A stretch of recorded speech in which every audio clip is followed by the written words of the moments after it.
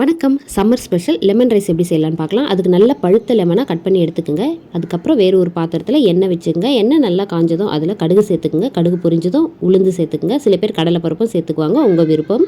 இப்போ இதில் கருவேப்பிலை கொஞ்சம், காஞ்ச மிளகாயை கிள்ளி சேர்த்துக்குங்க. இப்போ நல்லா மிக்ஸ் பண்ணுங்கள். இப்போ இதில் நாம் கொஞ்சம் நேரம் இது நல்லா வதங்கின பிறகு நம்ம என்ன செய்ய போகிறோன்னா லெமனுடைய ஜூஸ் சேர்த்துக்கிறோம். லெமன் ஜூஸ் வந்து எப்பயுமே இதையெல்லாம் ரெடி பண்ணிவிட்டு அதுக்கப்புறமா ஜூஸ் வந்து உடனே சேர்த்துக்குங்க, இல்லைன்னா கசப்பு தன்மை ஏறிடும். கொஞ்சமாக தண்ணி சேர்த்துட்டு இப்போது மஞ்சள் தூள் கொஞ்சம் சேர்த்துக்குங்க.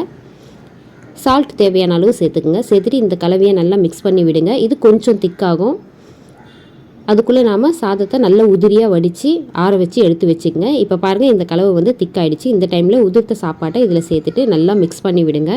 இதை நல்லா கலந்து விட்டுட்டு எடுத்து சாப்பிட்டு பாருங்கள், எவ்வளோ சூப்பரான டேஸ்ட்டில் இருக்கும் இந்த சம்மருக்குன்னு சொல்லிட்டு. நீங்களும் கண்டிப்பாக இதை வீட்டில் ட்ரை பண்ணி பாருங்கள். வீடியோ பிடிச்சிருந்ததுன்னா லைக் பண்ணுங்கள். மீண்டும் அடுத்த வீடியோவில் சந்திக்கலாம். நன்றி.